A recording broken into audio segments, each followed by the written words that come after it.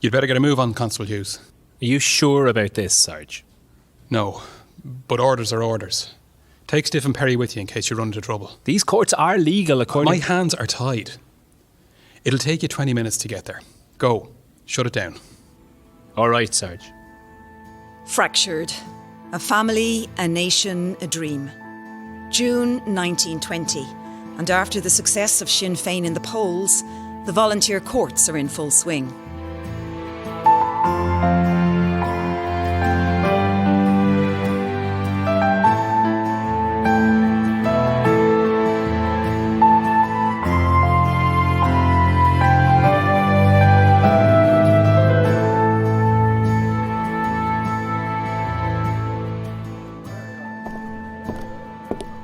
Morning, Sean. I see Mossie over there. I'll be getting justice today, what? I can't comment, Paddy. I'm on duty. Oh, of course, of course. When is your father arriving? Daddy's coming. Aye, to support me. Does he not know you do the courts? Well. It'll be grand once your mother doesn't show up, huh? Shut up, you lot. Paddy, sit down. I really shouldn't be talking to you. Where do I sit? Beside Mrs. Cahill.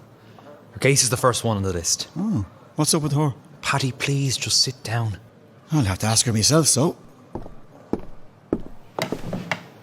Evening, ma'am. Hello, Mr. Dooley. What brings you here? You'll hear all when the court starts. I'm in an awful state. Oh, I've heard they're fair. Nothing like Irish men giving Irish men justice. Isn't that right? I hope so, Mr. Dooley. I really do. Ah, Joseph, sit in here. And Anne, come to support me, have you? Or are you up yourself? Indeed I am not, Mr. Dooley. Not wishing to offend anyone, but washing my dirty linen in public is not my style. I'm here as an observer of the legal process. Ad infinitum. Order, please. The court is now in session, presided over by Mrs. Frances Murphy, chairwoman. Constable Stiff, can you keep up? I've got a bad feeling about this. I want to go back. Just do as I say and there'll be no trouble. I fought in the trenches. I thought coming here would be better. You're lucky you're not in Cork. Now come on, get a hold of yourself. Men! My husband died 8 months ago. We had a small farm in Moneycooley, and as we had no children and he had no brothers or sisters or anyone nearby, I was left to run the farm. A month after my husband died, Mr. Lennon, who has land bordering our farm, offered to buy the land. And I offered a good price. Mr. Lennon, please. Proceed, Mrs. Cahill. It was a good price. We agreed the sale. It was only for the land. After the land was sold, Mr. Lennon agreed that we had a week to move the cows. My brother-in-law was going to take them. That was more than fair. Then my brother-in-law came to pay me for the 6 cows. Sure, I knew my husband had 7, but my brother-in-law insisted that he only found 6. I'm not one to make trouble, so I left it at that. But a week later, what do I see but my cow grazing in my old field along with Mr. Lennon's cows? You're sure about this? All my husband's cows had the same mark. There's no mistake in it. May I speak? Proceed, Mr. Lennon. I think the court will agree that a week to clear the land is more than fair. They had free access to the land for all that time. If one of their cows happened to break through the ditch onto my land, I can't be held responsible for that. Let me clarify, Mr. Lennon. Are you admitting that one of Mrs. Cahill's cows is in your possession? I found the cow wandering on my land after the time I gave them to clear the land. It took you over a week to realise you had gained a cow. Yes. And on discovering this extra cow, did it not strike you to inform Mrs. Cahill? I thought maybe they didn't want it or that there was something wrong with it. It was on my land, so I took possession. I am not a farmer, Mr. Lennon, but even I know that a cow is a valuable asset. Would you agree? Yes, but... And does it make sense that the owner of such an asset would just give it up, let it go? Well, no, but... Mr. Lennon, you knowingly held on to the cow thinking you could profit at the expense of a poor, vulnerable widow. That was not my intention. Moreover, if you had shown some common decency, this is a case that should have been resolved without resort to the courts. I find for the plaintiff, Mrs. Cahill, and order that the cow be returned immediately. Furthermore, I order that you will pay Mrs. Cahill the sum of £5 in compensation. But I will hear no more, Mr. Lennon. I will assign a volunteer to ensure that the court's orders are carried out.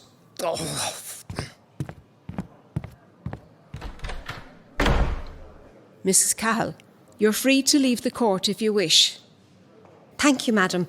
I think I'll stay for a while. As you wish. Next case concerns an unpaid debt. The plaintiff is Mr. Patrick Dooley and the defendant is Mr. Maurice Kinsella. Are both parties in court? Yes, Patrick Dooley. Mossie, Maurice Kinsella. And the nature of your case, Mr. Dooley? I've been running a general merchant's business in Maynooth for the past 20 years. I'm a fair trader. If my customers were unable to pay, I'd always allow them credit. They were fair with me, I was fair with them. I've been dealing with Mossie Kinsella there for 10 years, without any trouble. At the end of last year, he owed me £100. When I went to him looking for some of the bill to be paid off, he told me that times were hard and he had no money. He never even offered to pay a small amount back. Why have you waited so long to make a complaint? I didn't. I took a case against him in the other court, the petty sessions, and won. But when the decree was handed to the sheriff, he said it was useless for him to proceed at that time as he could not execute it. Were you given any reason? None. Then it came to my attention that Mossie here had recently given £100 to the Irish National Loan. And him saying he had no money to pay me. Do you think I was wrong to support the national cause? You can do whatever you like with your money, but this was money owed to me. Gentlemen, please continue, Mr. Kinsella. I raised that money through the sale of livestock. You still could have paid me something. That money went to secure the future of this country. What sort of an Irishman are you not to see that? I'm as good an Irishman as the next, but I have to live too. How long would this country last if there were more people like you who refused to pay their bills? This has nothing to do with you, Barry. Quiet. I'll remind you all again that this is a courtroom, not a public house. And sir, this is none of your concern. I came here to speak on behalf of Paddy Dooley. OK, there's the hall. Curran, Perry, you go in the sides. Sir. Sir. Stiff with me. But for God's sake, look a little less scared. Now, slowly. Come in.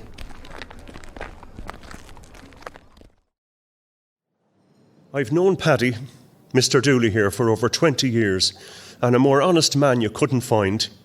It seems to me that Kinsella here is hiding behind the Republican movement as a way to avoid paying his lawful debts. That's not for you to decide, Mr. Barry. That's slander, Barry. Well, I've had my say. I'm not a wealthy man. God knows I've seen hard times like everyone. Neither am I a young man that can take an active role in building this nation. When I saw the call for the national loan, I knew this was my way of supporting the cause, so I sold some of my livestock. It sounds like you just gave the money away. That national loan is just that, a loan. And the money will be repaid in full with 5% interest on top. Where's the hardship in that? And here he is making himself look like a bloody patriot. What have you ever done for your country? I've heard enough. Mr. Kinsella, do you deny that you owe the sum of £100 to Mr. Dooley? No, but I'm trying to explain why I can't pay it. The money is owed and must be repaid. And frankly, I find it difficult to believe your reasons for not paying. You had the money at your disposal, and your priority should have been to pay your debts. The national loan is indeed a worthy cause, but its main target was towards people who could well afford to give money and not as an excuse for avoiding debt payment. Using it for this purpose shows contempt for the Republican movement. That's not what As I see it, you have two options. I can make an order to recover the money from the national loan to repay the full debt. Or you can pay £10 a month for 10 months, plus £5 in lieu of accumulated interest. That's not fair. The choice is yours. Mr. Kinsella? I'll withdraw the loan. Spoken like a true patriot. Very well. I'll ask you to remain in the court until the proceedings are complete. I'll need to get further details of the loan. Sit down, Mr. Kinsella. Case number 3 involves the theft of a bicycle. These proceedings must cease immediately. This is an illegal assembly. This is a court of arbitration sanctioned by Dáil Éireann. I have orders to close this down. I ask everyone to vacate the premises in a peaceful manner. Where is your commanding officer? These are his direct orders. Who are you? You know who I am. I know what you are. I'm just wondering who you are. Sean! He hasn't answered my question. I don't want to resort to force. Are you one of the new lads from Cork? I have more men outside. Driven out of there with your tail? Watch it. Or what? I will use force. Sean, leave it. Are you an Irishman? Are you going to vacate this building? You'll have to drag us out. Sean, that's enough. Officer, it has been declared in the House of Commons that these arbitration courts are legal. I know nothing about that. I have my orders. Orders from the Empire. I'll ask you to leave one last time. Then I will have no option but to clear this room by force. There's no need. Give me a few minutes. We'll be outside. And you, Sean, is it? I'll be keeping an eye on you. We can't just stand by and let this happen. Come on, Sean. We'll go before there's more trouble. Listen to your father, Sean. Now is not the time. Come on. You better come with us, Anne. I would ask you all to leave these premises quietly and return to your homes. Give no provocation to the police. This court will not be closing down. We will reconvene at another time. Mr. Kinsella, you will remain. The decision of the court in your case still stands.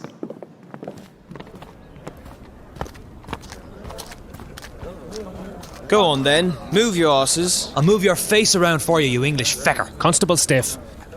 Keep moving, Sean. This isn't over.